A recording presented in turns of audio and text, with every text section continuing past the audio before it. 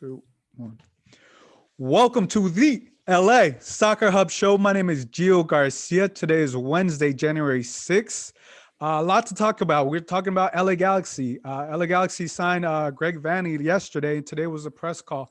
It was exciting, man. If you heard Greg Vanney speak, motivated, he's an original G.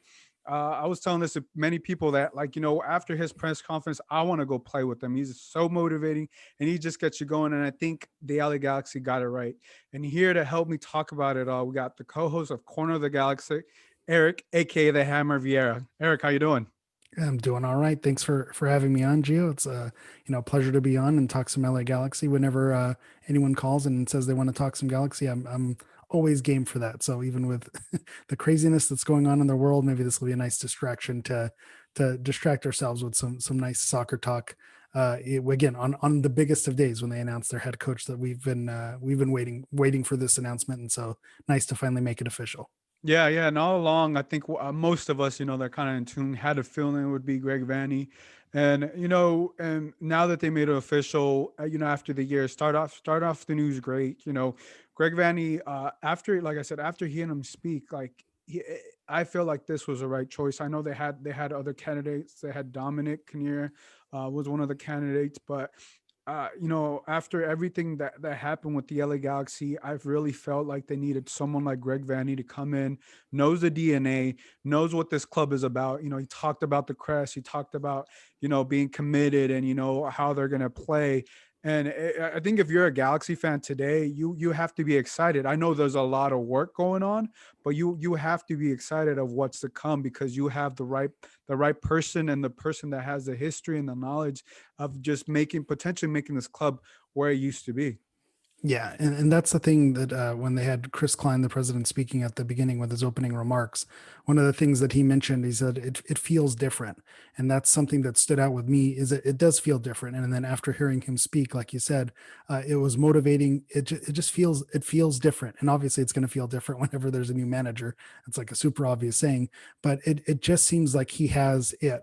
And it's because of those connections to the club. And they talked about how the more they spoke to him, the more evident it became that he was the right guy for the job. So I know in like the global soccer world market, Greg Vanney isn't necessarily a household name, but I think for MLS and for the Galaxy, it's the right move. So it's not the super sexy pick, but at the same time, it's the right pick. And I think it's someone who can who has a long career ahead of him, possibly, with all the resources that the Galaxy bring. Obviously, the roster there's a lot up in the air right now. So I think if he can get his buy-in, it's something that he mentioned, getting the players playing in his system, playing for the crest, and that's something that he understands, being one of the original members, and then and just someone with a pedigree as well. So it's the resume as well. So while, like I just mentioned that on the global world, it's not necessarily a flashy move, but he has the resume in the domestic league. And I think that's something, uh, you know, I'm just going to come right out, say, and start comparing the managers. But with GBS, he had a little bit more of that cachet. He was more well known around the world in the world of soccer. But when it comes to Major League Soccer, he maybe didn't understand some of those ins and outs and some of those things. It doesn't mean he's not a good coach and he won't be successful elsewhere. It wasn't the right fit for the Galaxy. And Greg Vanney, with the success he's had in MLS and understanding the inner workings of the club, you can tell that it's the right fit at the right time. Yeah, and just to add on to that point, I think also Dennis the close noticed that you need someone that has experience within the league, how the league works, how to trade players, the intangibles, the things that you don't really see on the day to day basis. That Guillermo coming from Boca, which is one of the best clubs in the world, right? But how tricky the MLS is, I think Dennis the Close really realized that, hey, I need to bring in someone that's within the system, has success within the within Major League Soccer, and it's looking like as of right now, and with his resume, they got it right, and especially everything I've seen from social media so far, coming from the Galaxy side and the fans, they're very excited, and as well they should be. Before we get into more, I want to get into you a little bit more. How long have you been doing the co-hosting with Josh at Corner Galaxy, and how long have you been a Galaxy fan? So that way the listeners could get to know you a little bit more. Absolutely. Yeah. We'll rewind. I'm one of those since 96. people. I've been around since the Galaxy first came around. I actually attended the first game. That's one of, my favorite stories is my dad took me and one of my friends to watch the LA Galaxy versus the New York, New Jersey Metro Stars. And so we were there in attendance that first game. And as you mentioned my nickname being the Portuguese Hammer, coming from a Portuguese background, soccer's always been something that's in our blood and that we've, you always want to support the game. So when there was a league started in the United States, a local team in Los Angeles, I just latched on and was hooked in from that moment forward and just started following the team. And then with the players that they had, Kobe Jones, Cienfuegos, El Tanque, Hurtado, all those players. And then as it went on, they just kept getting more and more superstars throughout the years. You go through Landon Donovan and David Beckham, the Robbie Keane, the whole shebang. And then obviously with Zlatan, just kind of watching it escalate and grow and seeing, a club that started out with, some of these players that were unknown, but watching it grow and you're signing these global superstars, being a supporter of the league since its inception. I've been right there along the way. In terms as a Galaxy fan. As far as my podcasting life, I started doing a podcast called Guys in Shorts Sports around 2016. A group of friends and I, always loved sports all our lives, and we all kind of loved Los Angeles sports teams. So kind of that Los Angeles angle that I know you do here. So covering a lot of, Lakers, Dodgers, Galaxy, they even the Rams were another team that they were covering when they first arrived. So we talked about all the LA sports, and so from there, since I was a soccer fan and a Galaxy fan, listening to Corner of the Galaxy, we invited Josh on to talk about the LA Galaxy, and so he came on and talked about it, and we kind of developed a little friendship and a rapport. And so he does his Thursday live shows with his co-hosts, and I ended up he invited me on, and the chemistry worked. And from that point on, I became a regular. So I kind of, distanced myself from the other podcasts and joined the Corner of the Galaxy team. And I've been doing that. This will be my third season, co-hosting with Josh on Thursday. So it's been a lot of fun, gotten a lot of cool access and experience with the team. So being a fan from the beginning and then coming full circle and kind of covering it, from a media perspective, it's just been a fun journey, a wild journey. And it's the dream, not necessarily the most lucrative thing in the world, but it's something that it's fun to do and an excellent, a passion project for me. Yeah, no, I mean, trust me, even for me, this is a passion project.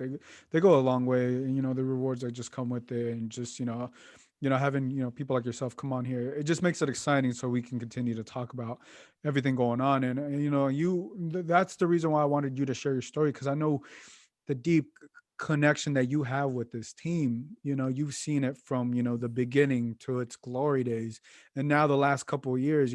Honestly, the Galaxy, if we're going to be honest, the last 4 years, it's been a struggle. If we're Yeah. going to be honest, it's been a struggle. But now I really do feel that they have life. Like, it's a new life. It's new year 2021, but have a sense right now that the LA Galaxy are gonna have more of that respect now with Greg Vanney at the helm, that I don't feel like they've had the last couple of years, because of Yeah. of the changes of the head coaching and stuff. But I think today is a day that, okay, I feel like the LA Galaxy are stable.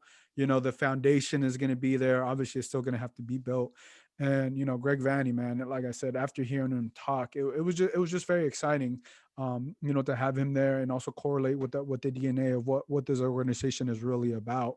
And when to have those players, once they put on the jersey, know what they represent, and to have Greg Vanney there is going to be really exciting.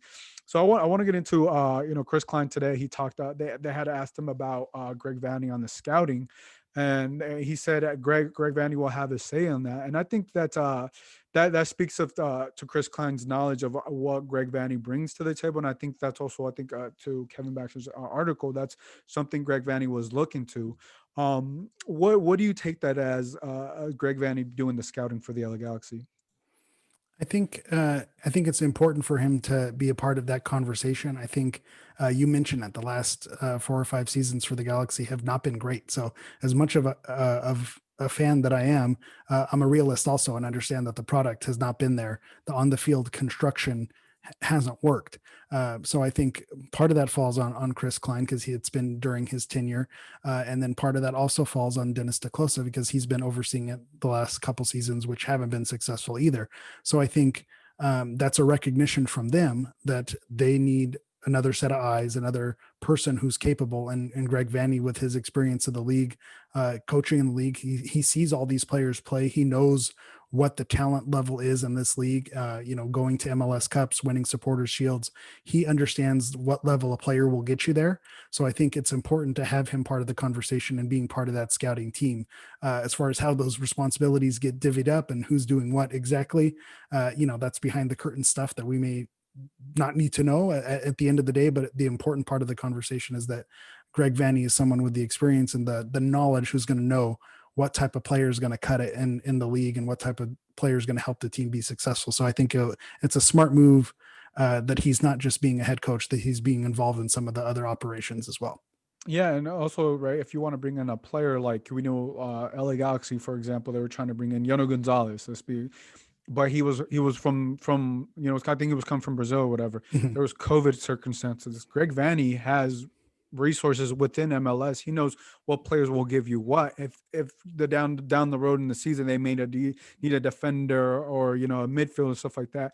His network is within the MLS, and I really do feel like you don't really have to go that far to get some solid defenders, maybe some midfielders, maybe some attacking forwards. But I think that is what it's really gonna, be a key piece for the LA Galaxy because you can have those resources right there, and Greg Vanney knows who to call, who to reach out to, and also understands the TAM, GAM, and everything that I'm still trying to understand myself, right? And I think Yeah. everybody else is, but I think that's really one exciting thing because him having a say in that, it's just gonna be exciting, and with everything that Greg Vanney has done.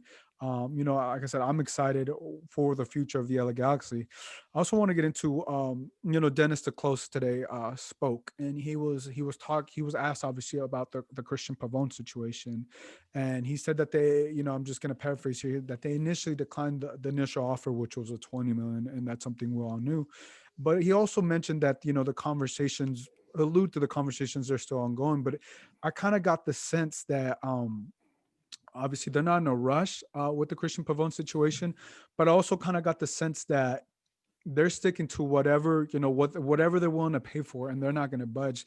Dennis DeClose can mention the circumstances. I'm assuming he talked about COVID, and that that price tag might not be there.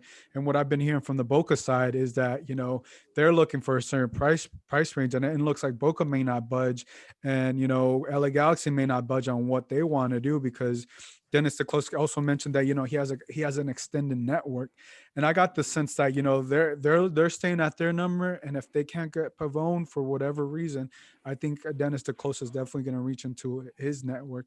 Did you see it that way as well?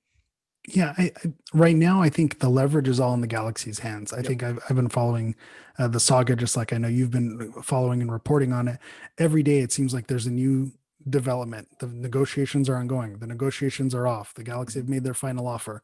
And then 2 days later, now the Galaxy have really made their final offer. And then another 3 days. Well, now they've so it just seems like it keeps escalating forward. And I think the reason the Galaxy have all the leverage is because Pavone is not practicing with the team. It seems like he's holding out to a certain degree. So he's made it clear to the Boca club and those in charge that he wants to be in LA and he doesn't want to play for Boca because of the issues that have been there.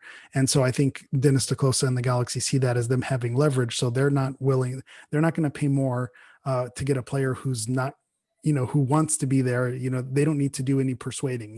They have the balls in their court, and so I think it falls on Boca on where are they willing to cut their losses. So are they willing to make a player upset, a player who has a lot of upside and a lot of talent, and if you believe that he's worth more than that 8 to 10 million or whatever that basement is number that the Galaxy are offering, if you believe he's more than that, then you need to showcase him on the field and shop him around and not make him upset. And so they're kind of playing with fire a little bit as well. So the one thing is the deadline has passed, so they can shop him around to other clubs if he's worth that, and there are other clubs who are interested. Boca's welcome to go around and see if any other club, in Europe or if there are other clubs in South America who they want to ship them to and get more money.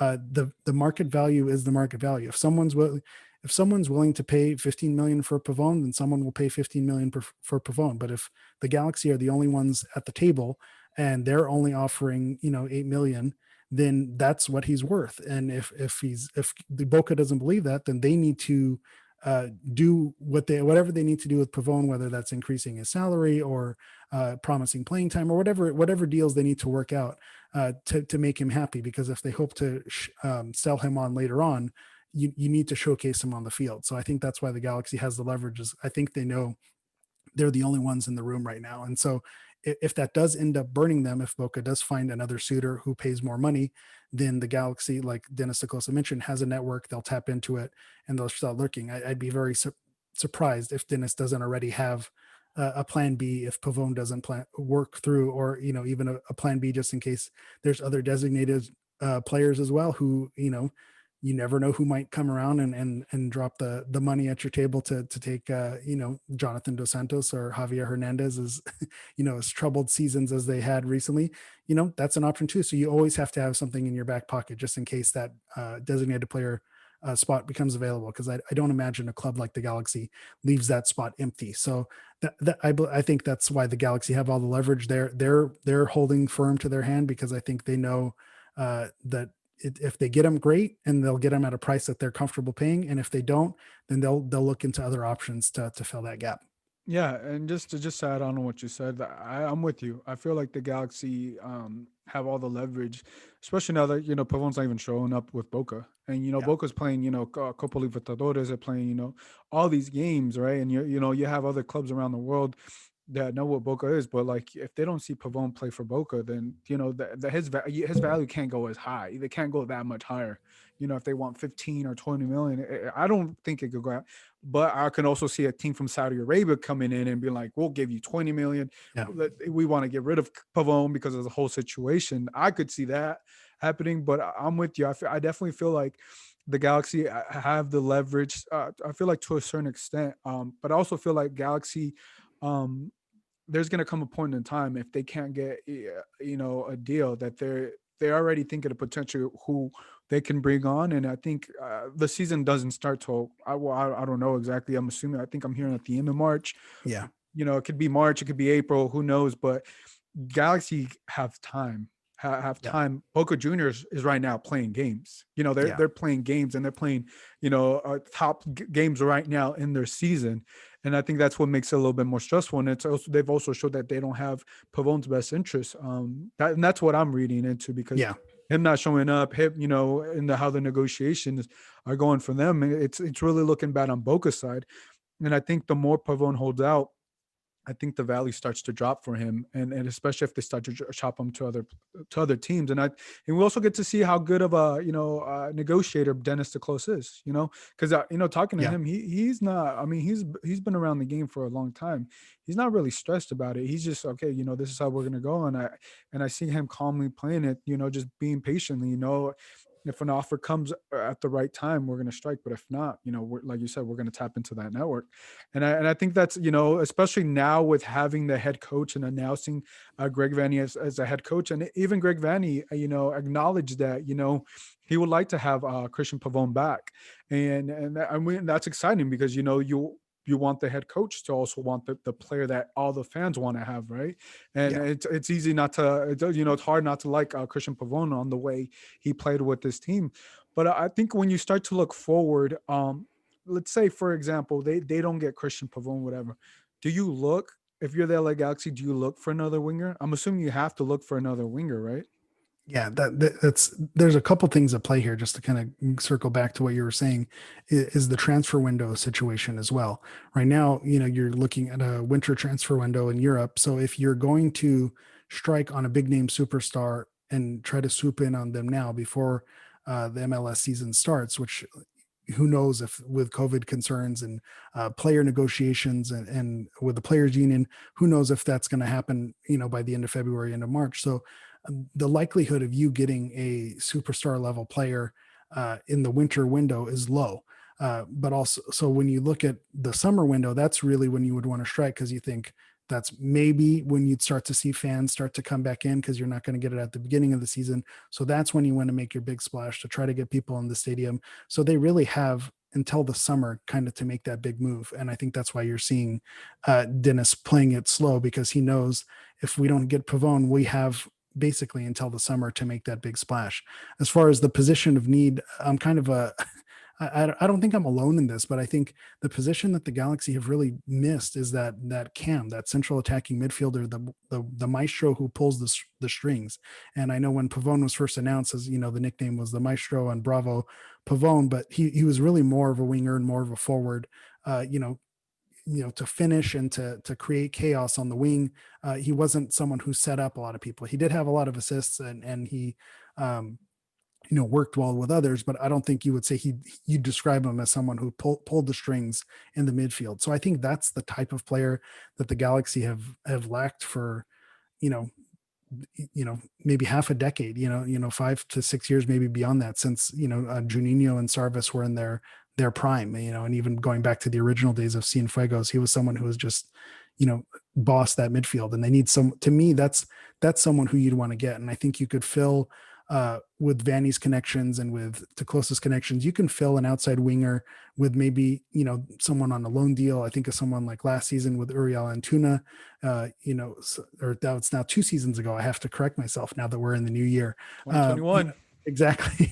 So, but someone like that who you're able to get on a loan and they do a job, and then they go back and then they go on and do big things. Or if you're able to sign them and keep them, that's great. I think you could fill that winger role with someone, maybe a little less high profile. So I think going for that maestro, that superstar, that person in the middle, that central attacking midfielder, I think that's the type of player that they need to sign. Someone, if you go back to Toronto, like Giovinco, like Pozuelo, those guys made a huge difference on those Toronto teams and made them wildly successful because they complemented all the other pieces so well. So I think that's the type of player that they would look for. So, I'm not Dennis. I don't know what's in his mind on who that replacement would be. But if I were him, that's the type of player I'd be looking for. Yeah, and I'm with you on that. I definitely do feel like the midfield, it's somewhere where they need to strengthen. I mean, there's a lot of, even the defense. Rolf is not Yeah. here. What's his name on the left back? I can't even say his name right Around now. or Insua. And Insua's Sua, yeah, and looks like he Sua, might not be I here. don't think he's gonna come back. So like you have the whole back line that that you're gonna have to address, right? And I don't think that's gonna be an issue for Greg Vanney because of the way he likes to play, but also goalkeeper. Goalkeeper is also a situation, and I don't think they're gonna use a DP spot on any of those Yeah. things, right? But like I said, I definitely do think in the midfield, that's definitely a player or piece that they're gonna want to add if they're not able to get Pavone. Another thing that I really thought it was very interesting is when Dennis was asked about just a number of things, but sorry, I meant to say Greg on Chicharito. He was asked on how he was going to be able to incorporate Chicharito, and he called him a world class scorer, or a striker, and it was a lot of optimism there. About Chicharito, and as we know, like Chicharito did not have the best season with the LA Galaxy, but it seems like Greg Vanney understands how to get the best of him. He knows he's a box to box guy. He's gonna score within there, and he also talked about how it's a whole team effort in order to help him be able to score, because he can score, and him just acknowledging that and knowing what type of player. He also said he had not met him yet. He wants to get to know him a little bit better. What do you think Greg Vanney can do to Chicharito to help him elevate his game this next season? I think this is why we kind of walked away fired up from that press conference, is because Vanny really said all the right things. And I think when you have someone who was the big superstar forward and is coming off a disappointing season and maybe underperformed, you want that new coach to come in. You want to hear your coach have confidence in you and to sing your praises and to build you up and to not look at you as a burden. And so I think he said those things to inspire Chicharito, and because of the pedigree that he has, even if he had a subpar season. One of the things that he mentioned is that Chicharito is the type of player who suits the way he manages. So the way he coaches his team, he sets it up for the type of player like him. So I think you kind of covered it, and he kind of covered it when he said it's not he knows that he has the finishing ability. It's just a matter of setting him up, putting the players around him, and putting a system in place that's going to feed him and suit his strengths. He mentioned that he's a clever player and able to find space in the box and to find those spots to take those shots. So I think it's all about game planning and strategizing and there's going to be this whole X's and O's conversation about formations and what formations are going to work best. And I think that's how he's going to get the most out of Chicharito, is not necessarily, throwing him out there and asking him to do a lot. It's going to be putting other players in a position to let Chicharito do his own thing so they can set him up to be successful. So I think he acknowledged that, and he said all the right things to inspire your big name signing and to keep him happy and to let you know that he was part of the plans. Yeah, exactly. Because I mean, we know last season it seemed like, GBS was looking at Chicharito to do everything up top, and obviously that's not the type of striker he is, or type of forward he is. But it's exciting if you're Chicharito, right? We even saw him post on his Instagram, post about Greg Vanney, post about him, and we've been seeing him post, I think, since the end of the last season, and I get a sense that he's more engaged. He's posting that he's running up Runyon Canyon and all those things, and those are great signs that you want to see from from your superstar. And I think now he's in the right mindset. I know he had talked about he was going through a lot of things at the end of the season, and I think you also got to be excited of what Chicharito can bring this next season. But I think the only way you're excited is he has to win the fans over, right? Yeah. Yeah, not just posting about the team, but he has to score goals. They got to win, right? Because what my radar is sensing that a lot of people are still down on Chicharito. Yeah, you're speaking my language here as someone who's a student of Instagram and really looks for all those little details and to pick up on those things. I think as the season went on last year, fans got kind of tired of Chicharito not being there and not necessarily showing up, and they were calling him out, rightfully so. And I think it was pretty late in the season when he started to see the Chicharito LA Galaxy Instagram spree, kind of happen, and there were some photo shoots that happened, and he made sure to say all the right things and do all the right things to kind of try to get the fan base. And there's a section of the fan base who, there's a few sections. One, there's some people who just didn't want him from the start, and he has his own set of haters on there, and you were never going to win those people over. Then you have a sect of fans who probably like myself, who hoped for the best, understand that possibly his best days are behind him, but that he can still contribute to this team, and were disappointed with his performance. I think you have people who love him and are going to love him regardless. So I think it's that section in the middle where he disappointed. That's who you want to win back. And I think you're right. He's saying all the right things, and he's posting saying he's excited. As someone who follows all the players and tries to look for those things, Jonathan Dos Santos, Julian Araujo, Chicharito. There weren't a lot of players that posted about those. Were some of the players said that they were excited about it. And I think it's fair to bring up kind of his personal turmoil, that it seems apparent that there was some stuff going on in his personal life last season. And I think you have to realize that these players are human as well. I think if you or I, or if you've anyone who's gone through, any type of split up, or any type of, having, a new child come into the family, and then throw in the pandemic, throw in a move, all those things. If you've gone through any of those things and then have them all happen at once, these are human beings, and they're going to be affected. And it would affect me at my work if those things happen to me. So this is his job. And so you can tell something was different. He's been off. Something just, it wasn't clicking with him. So the positive spin on it is you're seeing him re-engaged. You're seeing him look like he's got a breath of fresh air. You're seeing him look like he wants to prove himself. And so he really has all the ammo that he needs to go out and now, shut up the haters and say, okay, I'm back. I can do it. I can hang in here. And the posts weren't just for posts. They were, I'm now able to back them up. So I think that's the positive, is he wasn't doing it before, and you saw his game suffer. So now he's doing it, and it's almost like a LeVar Ball, speak it into existence. He keeps doing it. He keeps saying all these positive things. The secret, I'm going to make good things happen, and it eventually will come through. So hopefully it ends up on that case, that it's not just all talk, that he has the results to back it up. I personally, I'm a homer. I'm biased. I think he's going to have a bounce back year. It's not hard to have a better season than he did last year, but I think he's going to have a much better season this season. Yeah, and that's what I was gonna say too. It was like it's not, you don't got to do much to have a better Yeah. season than you did last year, but we're also a country of second chances. We're also Yeah. willing to give people second chances too, and Chicharito deserves a second chance, right? Not everybody would agree that, but if you're a Galaxy fan, you got to give him a second chance because you paid him the money, so Yeah. you got He's not you going got. anywhere. Yeah, he ain't going anywhere, so you got to give him that second chance.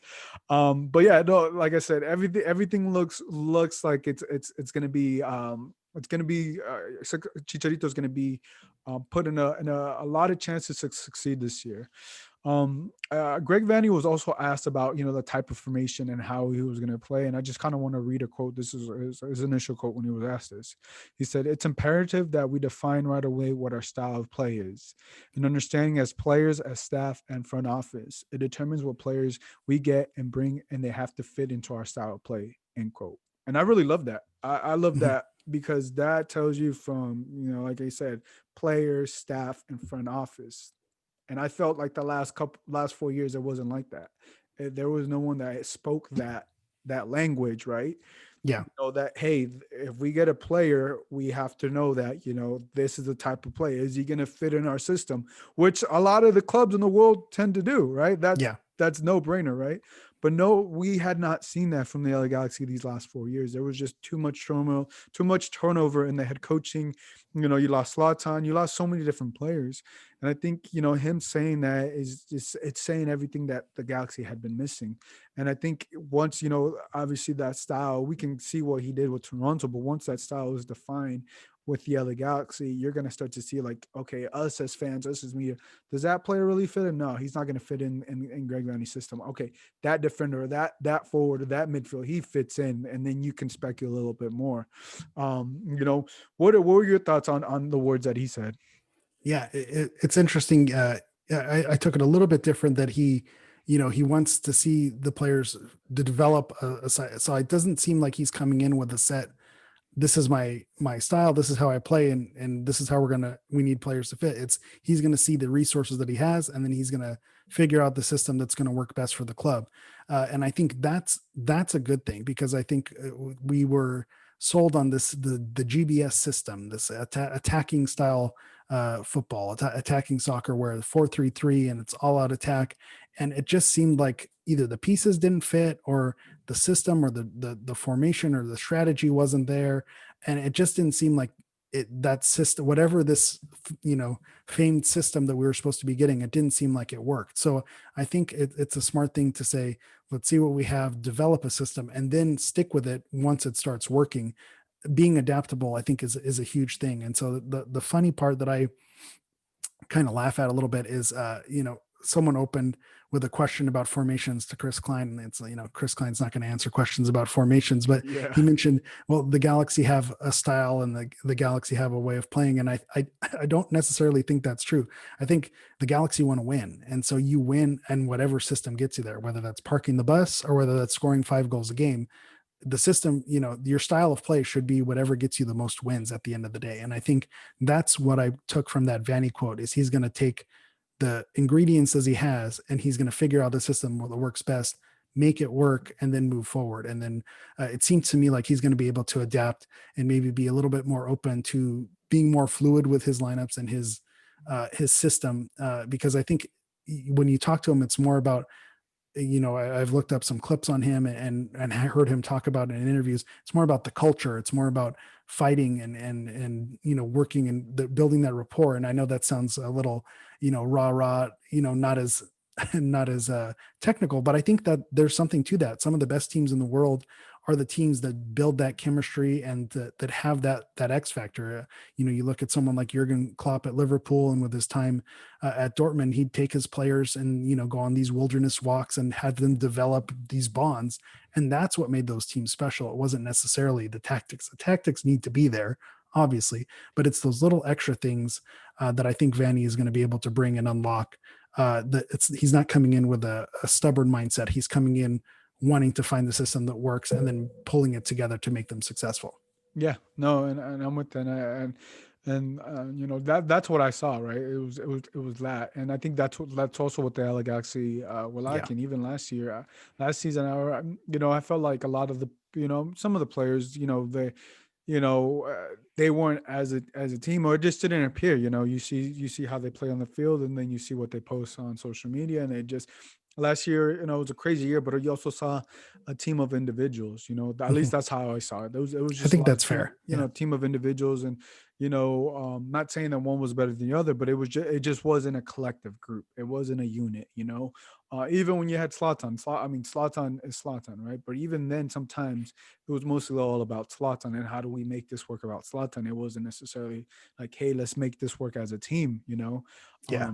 And I think that, like I said, like that's some of the security that Greg Vanney is going to bring to this team, and you're going to want that with a unit that organization, the front office that has not had that the stability. And I think with the LA Galaxy having him at the helm, it's going to fix a lot of the things. It definitely is going to fix a lot of things. But if you're the LA Galaxy, right, the goal is to win MLS Cup, right, to win trophies and everything like that. But there has to be some realistic goals as of right now, right? You're obviously getting the roster, once you get the roster built, but you have to get better than last year, right? And then last year the LA Galaxy didn't make the playoffs, and I think that's one, if not like that's on the list, right? So Yeah. how does this team get back into the playoffs? I think I think it comes back to roster construction. I think you have players who on paper were supposed to deliver and they didn't, whether it was through injury or through just not being successful on the field. And then you had holes on your roster where it just seems like the players who you putting on the field just didn't have it. And so I think it comes down to roster construction and when motivating the players that you do have who are going to play a role. Someone like Sebastian Lletget had one of his better seasons, but unfortunately, when not a lot of other people on the team had good seasons like that. So how do you keep maximizing performances from your not your DP players, but kind of your fringe level players like a Sebastian Lletget? How do you get the most out of them? And then filling those spots where there's obvious needs like on the defense, and I can name all four positions on the back line that need improvement. So I think, and goalkeeper as well. So I think if they can backfill their roster with filling those holes, one or two defenders, that's going to be an upgrade from what they had last season, getting that engine in the middle, in the midfield, kind of pulling the strings and making things working. And then I think, depending on what formations and how it works, I think they need another goal scorer, either a second striker or someone who's a goal scoring threat, to complement Chicharito, because we know that he's not going to be able to bear all the goal scoring load. So I think you kind of build from the back, you build that spine as most teams do, a solid goalkeeper, one or two solid defenders, one midfielder who's pulling those strings, and then a goal scoring threat. And I think you can be successful. So that's a lot to ask for. And I think not making the playoffs this season, the bare minimum, making playoffs becomes like, and I know that a very low bar given the success that the Galaxy have had in recent years. But Greg Vanney mentioned in the press conference that he likes to build things. He's a process-driven coach, and this is going to be a process. And I know that's something that Galaxy fans are sick of hearing, is trust the process. But he is a first-year coach, and I don't think it's realistic to say MLS Cup 2021 it's going to happen. I think the bar needs to be set at getting into the playoffs, and I think even with the roster that they have, which I believe is lacking a lot of talent, I think with the right coach and the right system in place, the parity in this league, any team on any given day can beat another one. So I think if you have the right coach in place, you could make the playoffs. I mean, you look at a team like San Jose, you look at those players and you said that doesn't really wow you, but what Almeida was able to do and coach them up, he was able to get them in the playoffs. And I think a good coach can get you that. So if Vanney is worth what we think he's worth, I think getting into the playoffs should be the goal. And I think, that's a fair expectation to start for your first season.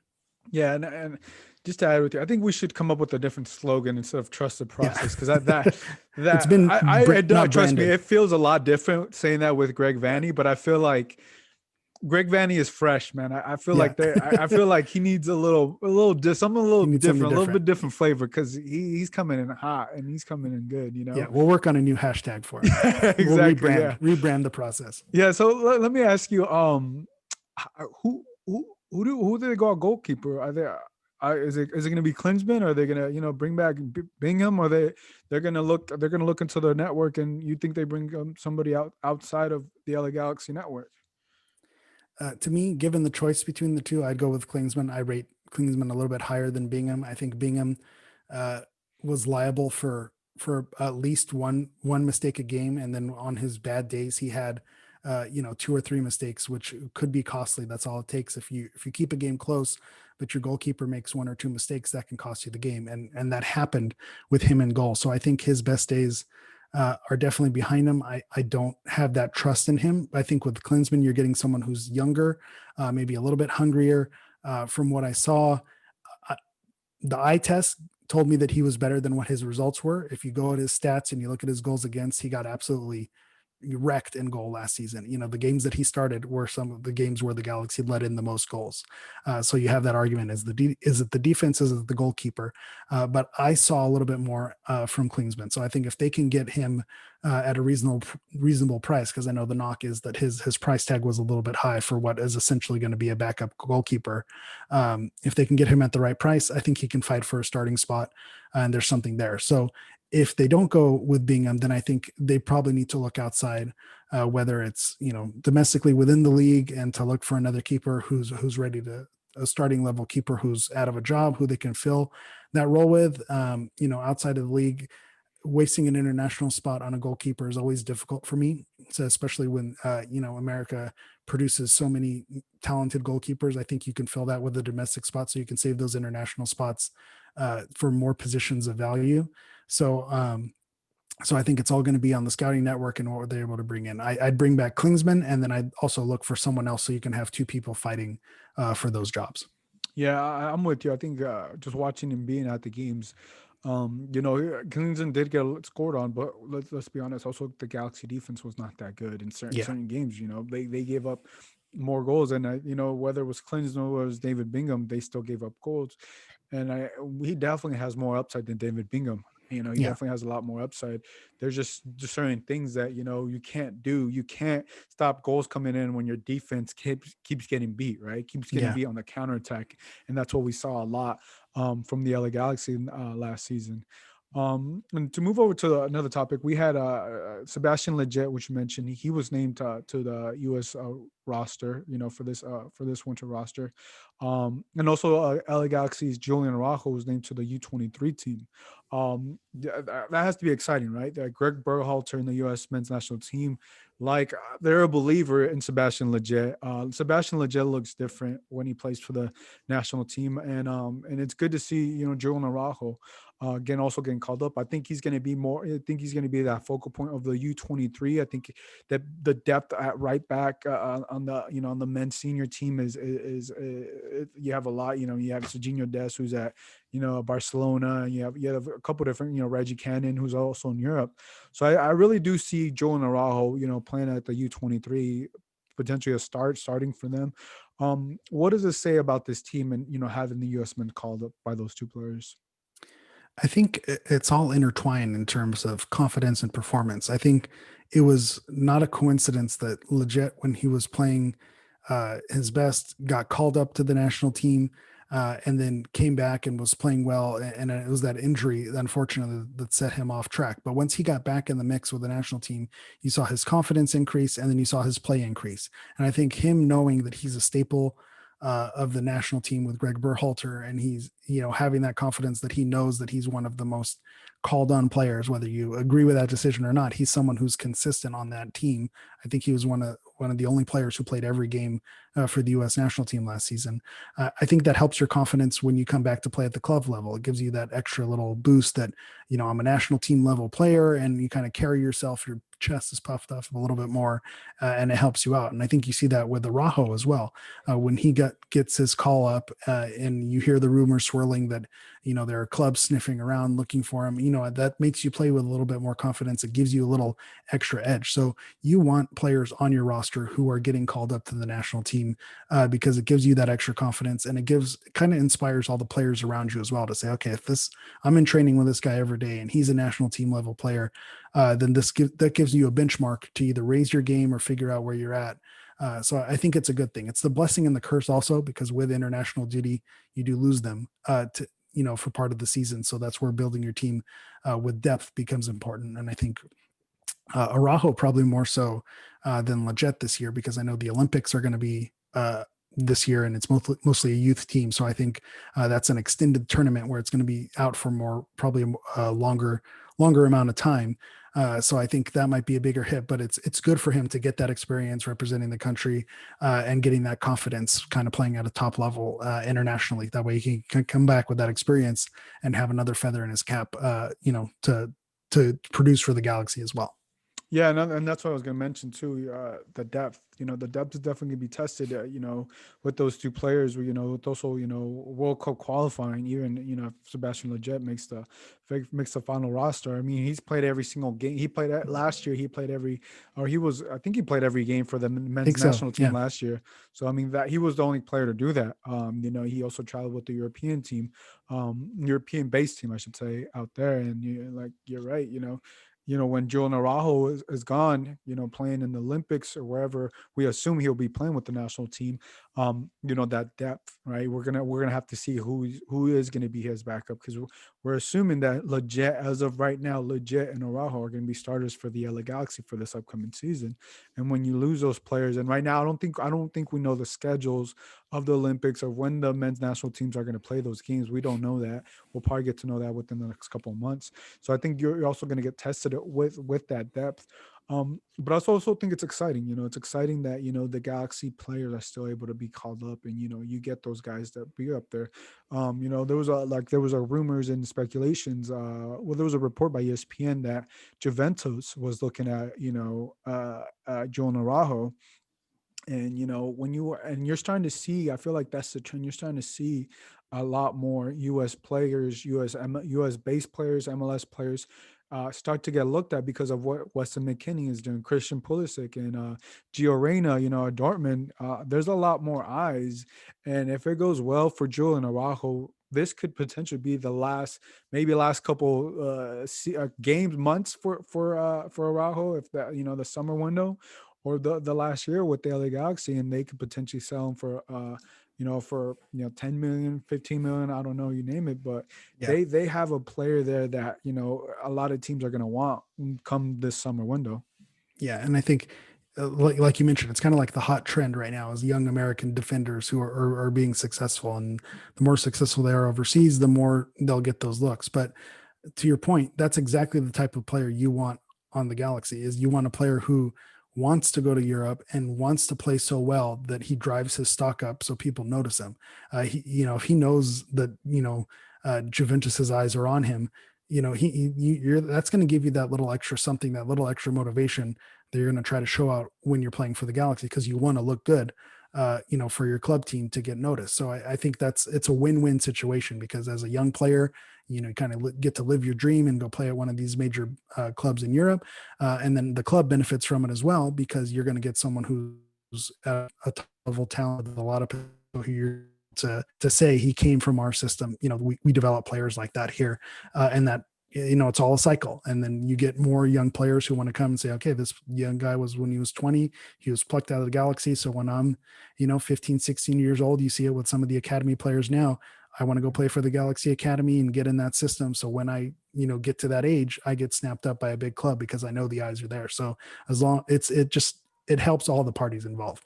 Yeah, no, and then I think that's also what a lot of people may want to see this season too, is who is the next young player for the LA Galaxy to come up. We know the Galaxy have Los Dos. I'm not too familiar with the players there, and so I can't really speak on that. But that's if Joan Araujo is able to make that leap into Europe, that really is going to open up the door for a lot of people to come up. And you also got the other team across town. They got their academy going on. So it's like, if you're at the LA Galaxy, you really want to nurture Joe and Araujo and make this happen and get them to potentially the highest point there, because there's a lot of competition going on in just Southern California. And I feel like that, with I'm really interested to see what Greg Vanney does with the scouting, the recruiting, and those young players coming up. We also see Efrain Alvarez, who also got called up. I think it was in December, but he still has to make a decision whether he wants to play for the U.S. men's national team or the Mexican national team. What are your thoughts on Efrain Alvarez? I think I'm a little bit torn on him. I feel like he hasn't lived up to the potential. I think there's a lot of promise that came with Efrain, and it just to me he hasn't, for one reason or another, he hasn't been able to get a coach to give him the playing time that he needs to be successful. So that tells you that he's either, not impressing in training to earn that spot, or he something is happening that when he gets on the field, he's not necessarily giving those stellar performances that make you say, I need this person on the field for the next game. I think you saw that with Araujo when he played. You said, okay, this player, he does have some faults, a little rough around the edges, but you need this player back on the roster the next time this team plays. And Efrain, during certain games, he'd come on the field and maybe wouldn't make that instant impact. So I've been a little bit underwhelmed and disappointed. I think, you know, last season was kind of a time to put up or shut up for him. I think he needed to start to make that mark, and that maybe that's cruel for someone of his age, still 18, still very young. Got a lot of career in front of you to make that leap. But it's just because his name has been around so long, you keep waiting for it to happen, waiting for it to happen. And I'm just fearful that we're just going to keep waiting for it to happen, waiting for it to happen. And then the next thing you know, he ends up at a USL side and it just never really clicks for him. So I want him to do well. I think he shows flashes that he has talent there, but I just haven't seen him put that full performance together that tells me this is going to be an important piece of the team moving forward. So, you mentioned young players. They signed someone to the academy, Alex Alcala. He's someone who was highly touted in the Mexican youth system, Oh and some yeah, of the yeah. videos. He's like Yeah, 15 years old, right? Like 15. exactly. Some of the Yep. videos that he's been posting, he has that extra sizzle. He has that extra Hmm. something. And it's almost like he's the Efrain that we thought we were going to get. So it's almost like he's the guy that's actually going to do it. And Efrain was the person who we were promised. So, as a fan, I'd love to see Efrain take that next step and be successful, but I just haven't seen it. And I'm not hopeful that he's going to be a big part of this team moving forward. Yeah, I think. Well, I just want to see what happens with him, and also, like you mentioned, Joel Araujo, he has to clean up, some of his aggressiveness, and I want to see what Efrain and Julian how they developed with Greg Vanney at the helm, because I have a feeling that that this is where you'll see, like you said, to this point. I think I give him this one extra year, and we see where Efrain Alvarez how he does with Greg Vanney, and if it doesn't look promising, then I think you probably saw the best that you may get at Efrain. If not, then you may see him explode and do what everything we thought. And same thing with Julian Araujo. I think it's obviously a different case, but I think if you're able to help Julian Araujo clean up some of the things, not get red cards and those different things that that cost him and also hurt the team. I think that Greg Vanney can definitely get the best out of these two young guys, and it's exciting. I think you have to be with everything we talked about today. If you're a Galaxy fan, you have to be very optimistic, of what's to come. If you had a prediction, this is way ahead. We're in January. How and we'll look back at this. How do you think the LA Galaxy do in the 2021 season? I think I think that they do well enough to make it to the playoffs. I think after that, I think they're playing with house money if they get there. I think with the turmoil that they've had in the last few years, getting into the playoffs consistently, I think needs to be the goal. And I could see them with Greg Vanney installing a new system and players who were underperforming, maybe being motivated to play a little bit better. I think you get a little bit more out of your team this season. We saw it with with Scalotto. There was a little bit of a drop, and then they got a bump from having a new manager, and there was some excitement there. And then as the season went on, we saw some things happen. So I think you're going to get a bump from a new manager who's going to inspire their players to do a little bit better. And I think you could see the Galaxy making in the playoffs. I don't think they're going to be like a number one or a number two seed, but I think you could see them maybe at like a 4 or 5, maybe hosting a playoff game, but at the very least, getting in and getting an away playoff game in there.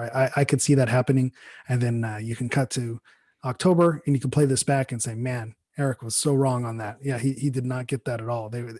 So we'll see how it goes. Yeah, no, we'll have to see how it goes because I'm with you. I think that the playoffs, it's there and anything can happen in the playoffs. A team can get hot, or it could just be a one and done. But I think that's the expectation that everybody has, and just to go what your shirt says, loyalty over trends.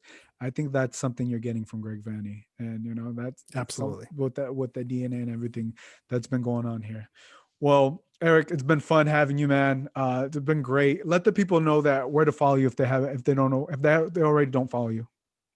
Yeah, as always, you can, we mentioned it. You could listen to me on the Corner of the Galaxy podcast. So you can follow that show on all the social media platforms. It's at Galaxy Podcast. If you want to follow me personally, I'm on Twitter at Hammer EV. So that's Hammer like the tool, and then my initials are EV like electric vehicle. And then we talked about Instagram. So I'm big on Instagram and the Galaxy Lives going on Instagram. So you can follow me on Instagram at Galaxy Profile. That's Galaxy PROFOUL. Yeah, definitely give him a follow. He also gets down and dirty with the TikToks. He's very creative with the TikToks as well. So I don't have that on my plugs yet, but yeah, that was something new last year. I introduced TikToks into my world. So at EV Hammer 9 on TikTok. there you go. Yeah, yeah. If you Don't want to forget that. Yeah. check You're me acting very a fool creative, there. man, with all the stuff you do on Twitter and Instagram. And yeah, if you guys don't already follow him, definitely give him a follow. Guys, if you Appreciate guys that. enjoyed this podcast episode, make sure to give this a 5-star rating on Apple Podcasts. And you can also listen to this podcast on Apple, on Spotify, and wherever you get your music. You can follow me at Gio Garcia LA on Twitter, and make sure to check us out on LA Soccer Hub on Instagram, Twitter, and also on Facebook. We're posting all the stuff going on here. Eric, man, I really do appreciate you being on, man. It was great having you. For Thank everybody listen, you guys have a good night. All right, appreciate it. Yeah, keep up the good work. I appreciate what you do, and keep going. And we'll see each other. Hopefully, once all this passes, we'll be able to get together and enjoy some live soccer again. Yeah, we'll have to get some fans in there too. Yeah, the real deal. All right. Bye, everybody.